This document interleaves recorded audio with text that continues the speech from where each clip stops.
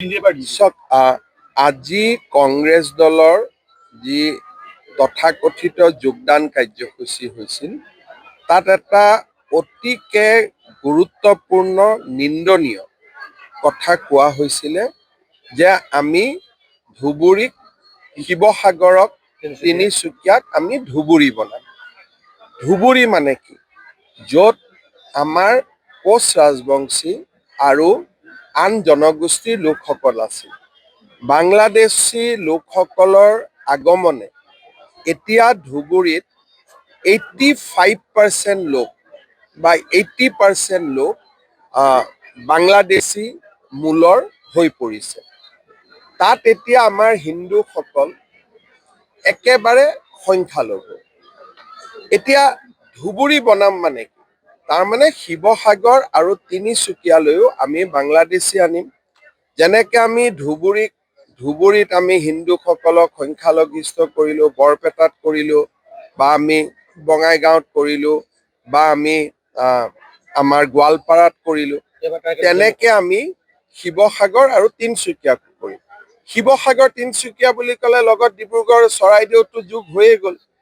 এনেকুৱা ধৰণৰ কথা যেতিয়া ক'লে তেতিয়া মই ৰেজাউল কৰিমক মই সমালোচনা নকৰোঁ, কাৰণ মই অসমীয়া, মইতো সকলোতে অসমীয়া থকাটোৱে বিচাৰিম। মই বাংলাদেশী মিয়া, মইতো বিচাৰিম সকলোতে বাংলাদেশী মিয়া আহক। কিন্তু গৌৰৱ গগৈয়ে লগে লগে থিয় হৈ ক'ব লাগিছিল যে আপুনি এনেকুৱা কথা কিয় কৈছে? মই শিৱসাগৰৰ MP, শিৱসাগৰ হৈ থাকিব। এই কথাষাৰ তেওঁ স্পষ্টভাৱে ক'ব পাৰিব লাগিছিলে যে শিৱসাগৰ হৈ থাকিব, তিনিচুকীয়া হৈ থাকিব। পাৰিলে ধুবুৰীখনতো আমি অসমীয়া কৰিম। বাৰু ধুবুৰীখনৰ কথা তেওঁ নকওঁকে, কিন্তু অন্ততঃ শিৱসাগৰত ধুবুৰী কৰিম বুলি কওঁতে তেওঁ লগে লগে উত্তৰ দিব লাগিছিল যে কোন দিশৰ পৰা ধুবুৰী কৰিবা, বাংলাদেশী মিয়াৰ পৰা নে আন কিবাৰ পৰা?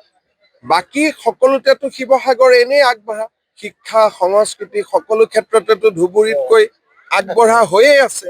গতিকে কোনটো ক্ষেত্ৰত ধুবুৰী শিৱসাগৰ হ'ব?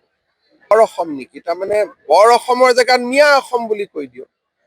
বৰ অসম আৰু মিয়া অসমৰ মাজত ডিফাৰেঞ্চটো গৌৰৱ গগৈয়ে বুজি পায় নাই নাজানো মই। শিৱসাগৰ যদি ধুবুৰী হয় তেতিয়াহ'লে বৰ অসম নহয়, সেইখন মিয়া অসম হ'ব। গতিকে এই কথাবিলাকতে আমাৰ আপত্তি যে কংগ্ৰেছে যি ধৰণে মিয়াৰ ওচৰত আত্মসমৰ্পণ কৰিছে, সি অসমীয়া জাতিসত্তাৰ প্ৰতি এটা ভাবুকি আনি দিছে। আৰু কংগ্ৰেছৰ যদি অসমত তেওঁলোকে আৰু এবাৰ শাসনলৈ আহে, গোটেই মিয়াই অসমখন লুটি পুতি খাব, একো বাকী নথব।